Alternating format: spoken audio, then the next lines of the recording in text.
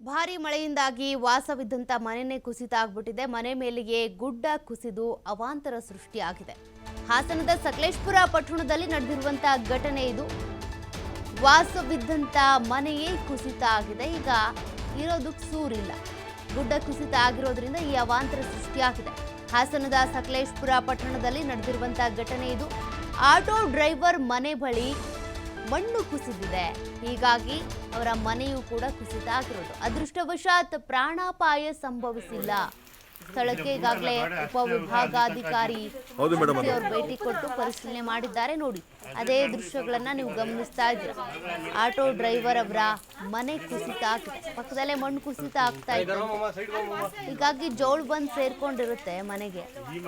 ಮನೆ ಗೋಡೆಗಳೆಲ್ಲ ಕೂಡ ಸಡಿಲಾಗಿ ಮನೆ ಕುಸಿತ ಆಗಿದೆ. ಈಗ ಇರೋದಕ್ಕೆ ಮನೆ ಇಲ್ಲ ಅವ್ರಿಗೆ.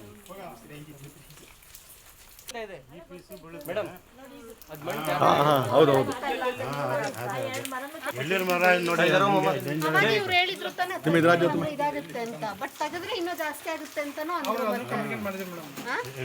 ನೋಡಿ ಅದು ಅಲ್ಲ ಅಲ್ಲ ಈಗ ಇದ್ರು ಈಗ ಸ್ವಲ್ಪ ದಿನದಲ್ಲಿ ಖಾಲಿ ಮಾಡಿ ಹೋಗಿರೋದು ಮನೆ ಅದು ನೋಡಿ ಈ ಗೋಡೆ ಉಂಟಲ್ಲ ಅದೇ ಲೆವೆಲ್ ಅಲ್ಲಿ ತನಕ ಇತ್ತು. ನೋಡಿ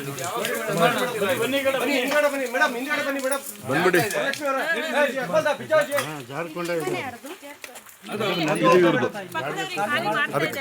ಖಾಲಿ ಮಾಡಾಯ್ತು. ನೋಡಿ ಹಿಂಗ್ ಬರ್ತೀವಿ ಅಂತ ನೋಡಿ ಮೇಡಮ್ ಈಗ ಆ ಕಡೆ ಕರ್ಕೊಂಡು ಹೋಗಪ್ಪ. ರಿವಿಟ್ಮೆಂಟ್ ಇದ್ದಿದ್ದು ಅದು ಡ್ಯಾಮೇಜ್ ಇತ್ತು ಆಲ್ರೆಡಿ ಮೊದಲೇನೆ. ಅವರು ನೀರ್ ಬಿಡ್ತಾ ಎಲ್ಲ ಸರಿ ಮಾಡ್ತೀವಿ ಅಂತ ಮಾಡಿಲ್ಲ. ಅಲ್ಲ ಲಾಸ್ಟ್ ಟೈಮ್ ಮರ ತಗಿಸ್ಬೇಕು ಅಂತ ಕಂಪ್ಲೇಂಟ್ ಬಂದಿತ್ತು. ಹೌದೌದು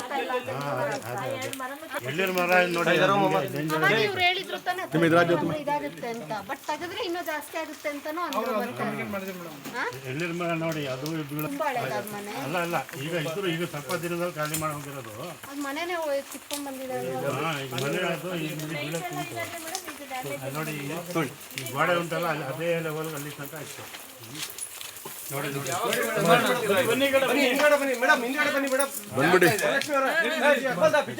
ಜಾರ್ಕೊಂಡ ಖಾಲಿ ಮಾಡಾಯ್ತು. ನೋಡಿ ಹಿಂಗ್ ಬರ್ತೀವಿ ಅಂತ ನೋಡಿ ಮೇಡಮ್ ಈಗ ಆ ಕಡೆ ಕರ್ಕೊಂಡು ಹೋಗಪ್ಪ. ರಿವಿಟ್ಮೆಂಟ್ ಇದ್ದಿದ್ದು ಅದು ಡ್ಯಾಮೇಜ್ ಇತ್ತು ಆಲ್ರೆಡಿ ಮೊದಲೇನೆ. ಅವರು ನೀರ್ ಬಿಡ್ತಾ ಎಲ್ಲ